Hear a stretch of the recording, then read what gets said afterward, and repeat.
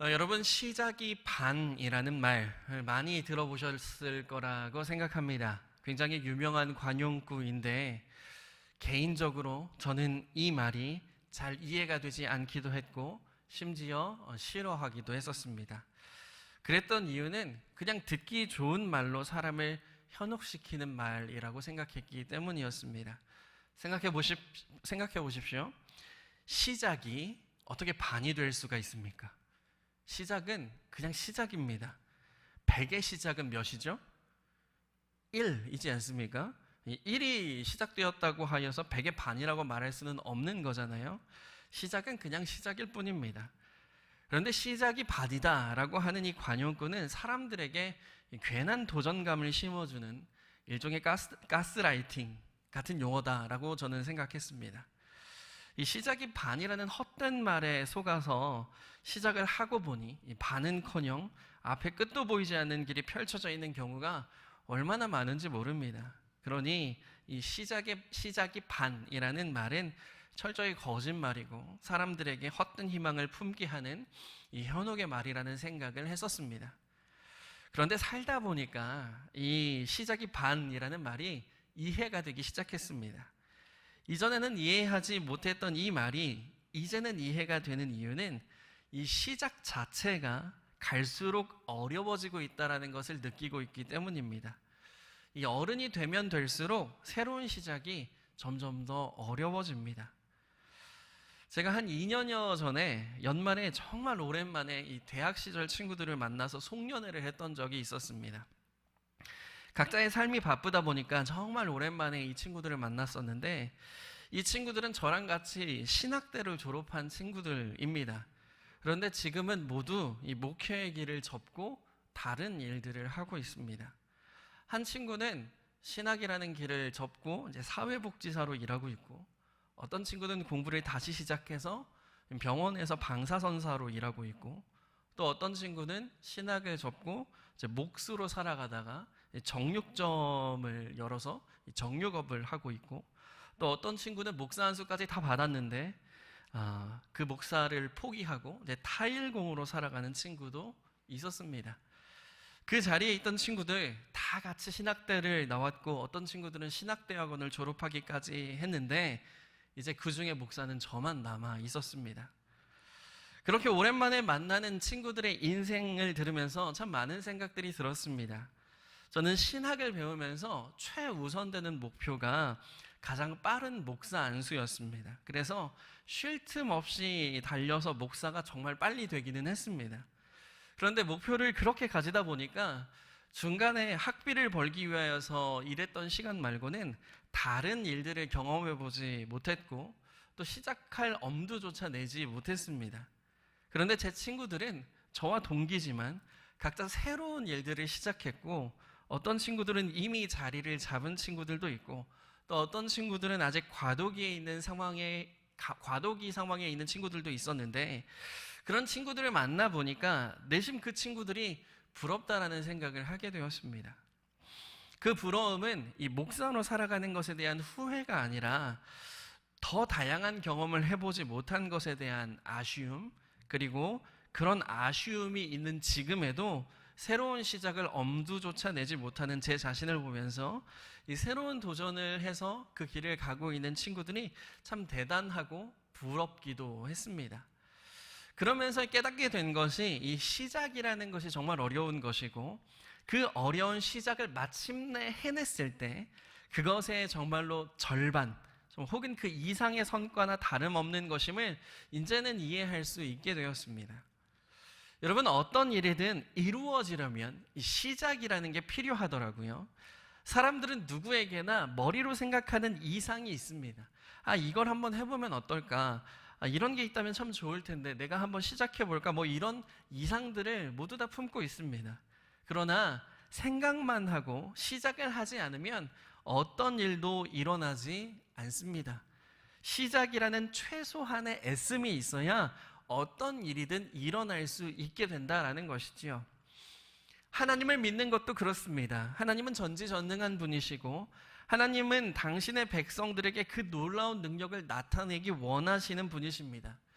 때문에 그런 하나님과 동행하는 삶은 세상 어떤 이의 삶과는 비견될 수 없을 만큼 위대한 인생이 될 수 있습니다. 전지전능하신 하나님의 능력이 우리의 삶에 나타나면 그 인생이 어떻게 실패한 인생이 될 수 있겠습니까? 그런데 그런 하나님의 능력이 우리의 삶에 나타나려면 조건이 필요합니다. 하나님은 우리에게 무조건적인 은혜를 주셨지만 하나님의 능력이 나타나는 것은 좀 다릅니다. 하나님의 능력은 우리가 가만히 있는다고 해서 나타나는 것이 아닙니다. 어떤 트리거가 필요한 것이죠.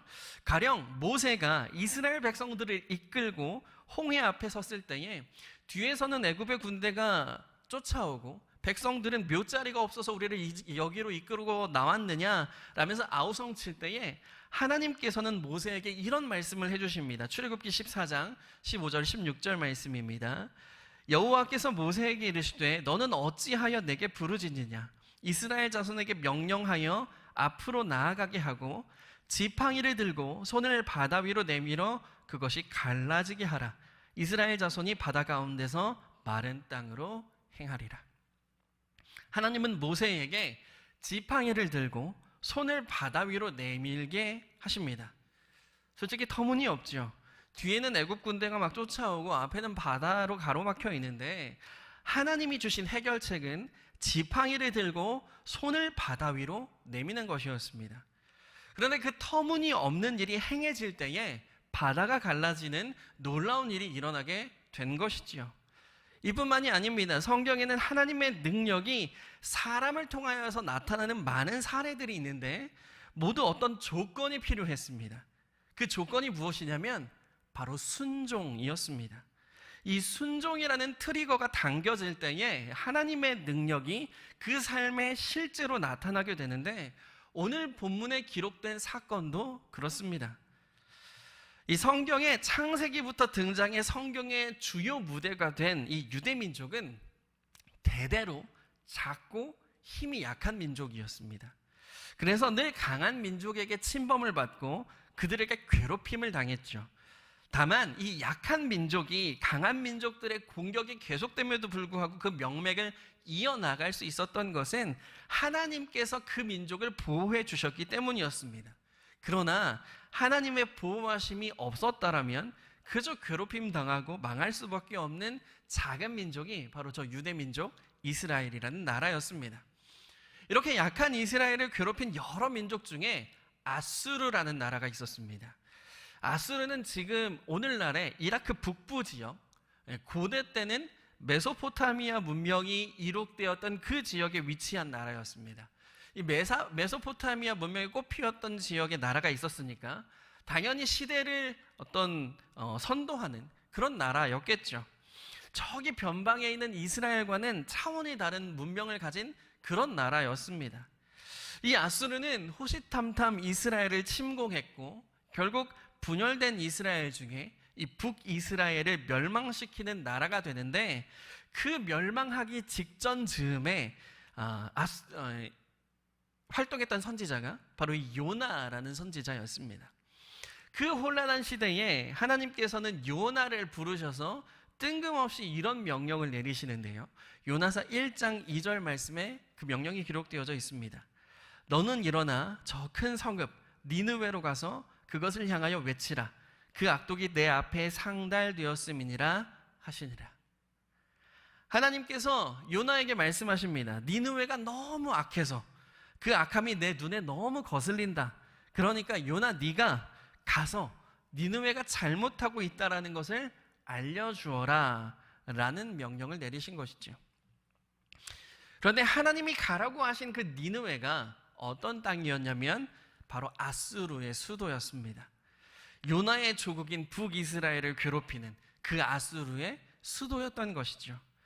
게다가 아수르는 당시에 공포 정치로 굉장히 유명한 나라였는데 그들이 행한 공포 정치는 자신들이 정복한 나라의 포로들을 잔혹하게 다루는 것이었습니다.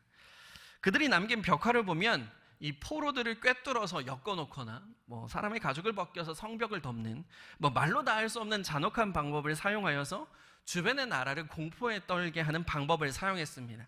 그러니까 요나에게 이 아수르는 민족의 원수이자 잔혹하기 이를 데 없는, 한마디로 망에 마땅한 그런 나라였던 것이죠. 그런데 때마침 아수르가 지금 하나님 앞에 딱 걸렸습니다. 그들의 행위가 너무 악독하여서 하나님께서 분노하시게 된 거죠. 그러니 이제 아수르가 망하는 건 시간 문제입니다. 그 옛날 소돔과 고모라에 떨어졌던 유황불과 같은 것이 이제 아수르를 뒤덮게 될 것이기 때문에 가만히 내버려두면 그들이 망하는 건 시간 문제입니다. 그런데 하나님은 갑자기 요나에게 아수르의 수도인 니느웨로 가서 회개의 메시지를 전하라 명령하시는 겁니다. 민족의 원수가 가만히 내버려두면 망하게 생겼는데 하나님은 그들이 망하지 않도록 가서 하나님의 마음을 전하라라고 말씀하시는 거죠. 요나는 이러한 하나님의 명령이 이해가 되지 않았습니다. 지금 하나님의 나라인 이스라엘이 아수르 때문에 망하게 생겼는데 그 아수르가 망하도록 내버려두는 것이 아니라 회개시켜서 회복시키라고 하니까 그런 하나님의 명령을 요나가 이해할 수가 없는 거죠. 그래서 하나님께서는 아수르의 수도인 니느웨로 가라고 말씀하시지만 요나는 니느웨의 정반대 방향인 다시스로 배를 타고 향하게 됩니다. 제가 아까 아수르가 지금의 이스라엘 북부 지역이라고 말씀드리지 않았습니까? 근데 다시스는 어디냐면 지중해의 서쪽, 그러니까 지금의 스페인 인근 쪽입니다. 이 세계 지도가 머릿속으로 그려지시나요? 이라크로 가야 하는 요나가 지금 스페인으로 가고 있는 겁니다. 완전 정반대의 길을 가고 있는 거죠. 그러니까 요나가 니느웨의 정반대로 갔다라는 것은 하나님의 말씀을 정면으로 반박하고 있다라는 것을 의미하는 것입니다. 하지만 그런 요나는 어떻게 되겠습니까? 잘 알고 있는 것처럼 배에서 풍랑을 만납니다. 그래도 요나는 하나님의 선지자라서 그 풍랑이 자신이 하나님의 명령을 거역해서 일어난 것이라는 것을 알아서 바다에 몸을 던지게 되는데 하나님은 그런 요나를 위하여서 커다란 물고기를 예비하셔서 결국 요나를 삼켜 다시 하나님의 명령을 지키도록 하십니다. 이 하나님의 명령을 피해서 도망갔다가 다시 끌려온 요나는 결국 다시 하나님의 명령을 지키기 위하여서 이 니느웨로 향하게 되는데 여전히 요나의 마음은 납득이 되지 않습니다. 저 니느웨를 왜 회개시켜야 되는지, 그냥 망하게 내버려두면 안 되는 것인지라는 불만의 마음이 가득했던 겁니다. 그래서 니느웨는 둘러보는 데만 사흘이 걸리는 매우 큰 성읍임에도 불구하고 딱 하루만 큰 소리로 40일이 지나면 니느웨가 무너질 것이다 라고 외쳤습니다. 생각해 보겠습니까? 다 둘러보는데 3일이나 걸리는 큰 성읍에 딱 하루 돌아다니면서 회개의 메시지를 전합니다. 그럼 그 메시지가 그들에게 잘 전달될까요? 잘 전달 안 될 겁니다. 일단 이들은 요나가 왜 왔는지를 모르고 그리고 요나가 하는 소리가 뭔 소리인지를 이해하지 못합니다. 갑자기 이상한 사람이 오더니 40일 뒤에 니느웨가 무너진답니다. 아마 지나가는 사람들 대부분은 그런 요나를 보면서 미쳤다라고 생각할 것이고 또 멀쩡한 대제국 아수르의 수도가 무너진다라고 하니까 코웃음 치면서 요나의 소리를 귓등으로도 안 들었을 겁니다. 게다가 그나마도 하루 그 넓은 성읍에서 딱 하루 동안만 그 메시지를 전했으니까 요나가 누군지도 모르고 하나님이 누군지도 모르는 그 니느웨 성읍에 있는 사람들이 자신들의 잘못을 회개할 리가 만무합니다. 그런데 정말 놀라운 일이 그 안에 일어나게 되죠. 본문 4절까지 요나가 심판의 메시지를 전했더니 5절에 보니까 니느웨 사람들이 하나님을 믿기 시작합니다. 그리고 금식을 선포하고 높고 낮은 자를 막론하고 굵은 베옷을 입게 되는데 이 굵은 베옷을 입는 행위는요 속죄의 행위를 나타내는 것입니다. 백성들 사이에 이제 회개의 움직임이 일어나고 있는 것이죠. 게다가 이 니느웨를 다스리는 왕도 왕복을 벗고 굵은 베옷을 입으면서 이제 조서를 내려서 사람이나 짐승이나 소떼나 양떼나 아무것도 입에 대지 말고 물도 마시지 말고 하나님 앞에 회개하라고 명령합니다.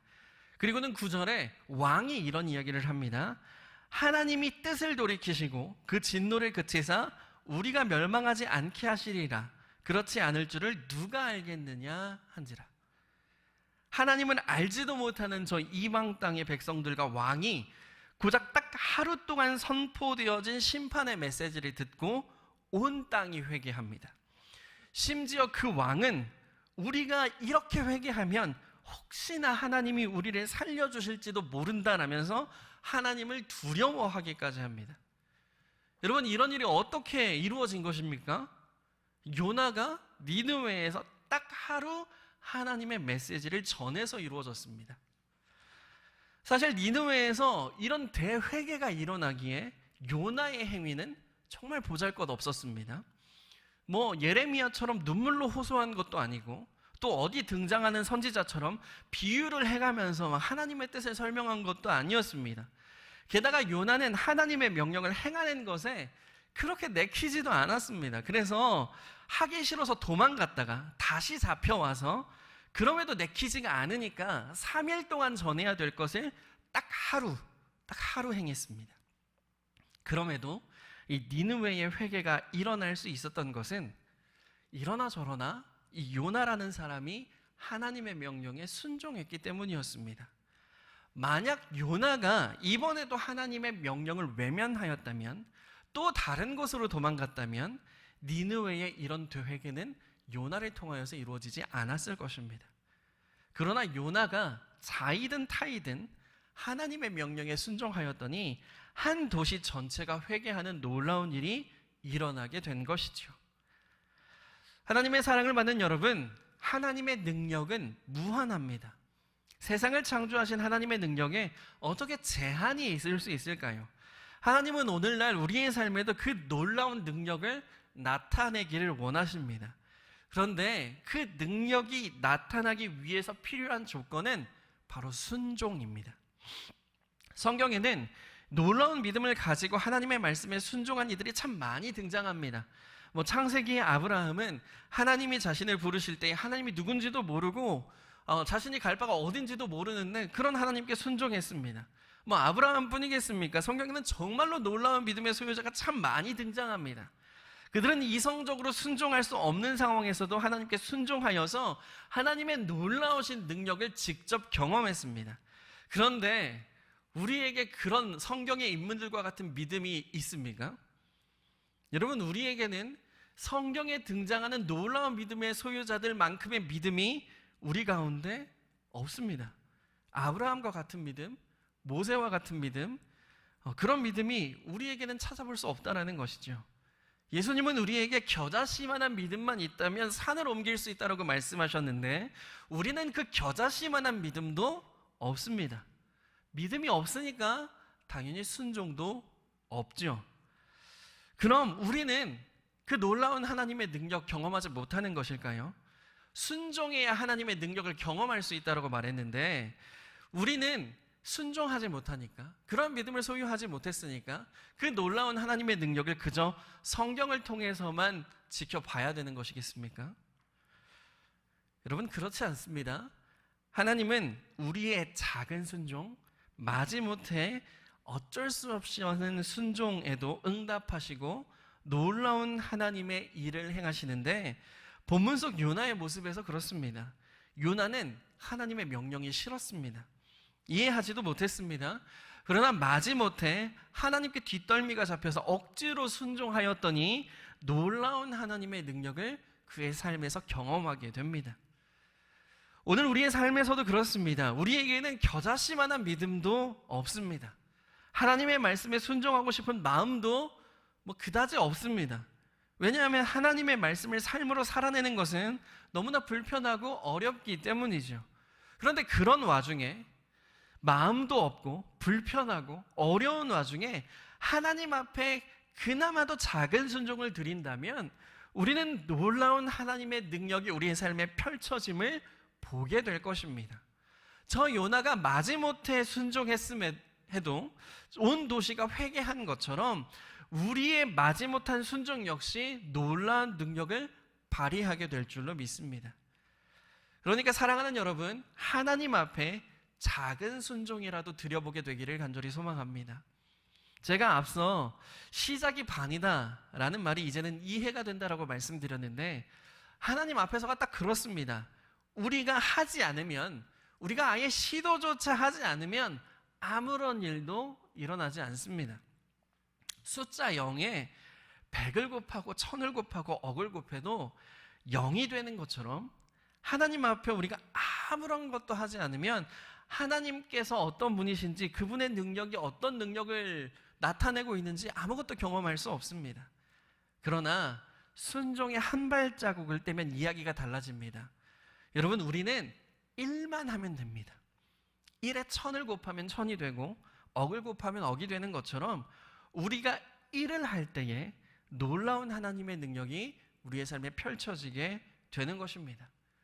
그러니까 여러분, 우리 1만 합시다. 물론 하나님 앞에 큰 순종, 절대적인 순종을 드리면 더할 나위 없겠죠. 그러나 그 순종이 어렵다면 포기하는 것이 아니라 작은 것이라도 하나님 앞에 순종할 수 있는 저와 여러분이 되기를 간절히 소망합니다. 그 작은 순종이라는 것이 무엇이겠습니까? 예배의 자리를 잊지 않는 것, 이건 역시 하나님 앞에 순종하는 것이고, 하나님 앞에 나와서 그 말씀을 한 글자라도 읽는 것, 그것 또한 하나님 앞에 순종하는 것이며, 내게도 참 소중한 것이지만 내가 하나님을 사랑하기에 그 앞에 구별하여 예물을 드릴 수 있는 것도 하나님 앞에 드리는 순종입니다. 이런 작은 순종들이 우리 삶 가운데 이루어진다면 우리의 삶에는 놀라운 하나님의 능력이 펼쳐질 것입니다. 하나님께서는 순종이 제사보다 낫다라고 말씀하신 것처럼 순종을 원하시는 분이시기에, 오늘을 살아가는 우리가 하나님 앞에 작은 것부터 순종함으로 하나님의 능력을 체험하는 삶을 살아가게 되기를 주님의 이름으로 축원합니다. 그런데 연약한 우리는 하나님 앞에 순종해야 된다라는 걸 너무 잘 알고 있으면서도 그 자리를 떠나버릴 때가 있습니다. 몰라서도 떠나고 알면서도 떠나고 싶을 때가 있습니다. 하나님의 명령을 알아들었음에도 그것을 외면하여 떠나고 싶을 때가 분명히 있습니다. 그렇게 하나님과 멀어지고 싶기도 하고 하나님으로부터 벗어나고 싶기도 합니다. 그러나 확신하건대 하나님께 지명받은 우리는 하나님의 곁을 떠날 수가 없습니다. 잠시 떠나는 것처럼 보일 수는 있겠지만 요나도 다시스로 가는 배를 탔다가 다시 하나님의 곁으로 돌아오게 됩니다. 그런 것처럼 하나님의 지명은 결코 철회되지 않습니다. 하나님께 선택당했다면 하나님은 그 사람을 포기하지 않으시고 반드시 찾아가십니다. 이 사실을 너무 잘 알았던 다윗은 시편 139편에 이런 고백을 남깁니다. 내가 주의 영을 떠나 어디로 가며 주의 앞에서 어디로 피하리이까? 내가 하늘에 올라갈지라도 거기 계시며 스올에 내 자리를 펼지라도 거기 계시니이다. 내가 새벽 날개를 치며 바다 끝에 가서 거주할지라도 거기서도 주의 손이 나를 인도하시며 주의 오른손이 나를 붙드시리이다. 아멘. 다윗이 고백한 것과 같이 하나님을 피할 곳은 없습니다. 하나님은 자신이 픽한 사람을 결코 포기하지 않으십니다. 하나님은 자신이 픽한 그를 반드시 찾아내시는 분이십니다. 마치 요나가 하나님과 정반대로 향하다가 하나님께서 찾으셔서 다시 그 손에 끌려오게 되는 것처럼 말이죠. 그러니까 여러분, 이 작은 순종이라도 하나님 앞에 드리되 그마저도 드리지 못한다라고 너무 걱정하지 마십시오. 포기하지 않으시는 하나님은 당신이 선택하신 여러분들을 반드시 순종의 자리로 이끄실 것이며 그 자리에서 하나님의 능력을 보여주실 것입니다. 이것이 바로 벗어날 수 없는 하나님의 구속의 은혜인 것입니다. 그 구속의 은혜를 자연스럽게 받아들여서 순종하여 하나님의 능력을 삶에서 경험하는 저와 여러분의 삶이 되기를 다시 한번 주님의 이름으로 축원합니다. 함께 기도하겠습니다. 거룩하신 아버지 하나님, 이 시간 주님 앞에 나와 함께 예배하며 주님의 말씀을 나누게 하시니 감사드립니다. 하나님, 저희는 참으로 연약하고 모자라서 하나님께서 말씀하시는 그 일에 순종하지 못할 때가 참 많이 있습니다. 그리고 하나님의 명령이 무엇인지는 알지만 그 명령을 차마 행하지 못하여서 외면할 때도 참 많이 있습니다. 그러나 주님, 저희가 주님 앞에 그럼에도 불구하고 작은 순종이라도 올려드리게 되기를 원합니다. 저 요나가 마지못해 했던 그 순종을 통하여 하나님의 놀라운 능력을 경험하였던 것처럼 하나님, 오늘 우리가 주님 앞에 작은 순종을 드려 전능하신 하나님의 능력을 경험할 수 있도록 인도하여 주시옵소서. 하나님, 혹여나 작은 순종이라도 드리지 못한 이들이 있다면 주님께서 반드시 순종의 자리로 이끄시는 줄로 믿으니 하나님께서 선택하신 모든 백성들이 하나님의 놀라운 은혜를 경험하는 삶을 살아갈 수 있도록 주님께서 그 인생을 붙들고 책임져 주시옵소서. 언제나 주님께서 그렇게 저희와 함께 하시기를 간절히 소망하오며 예수님의 이름으로 기도드립니다.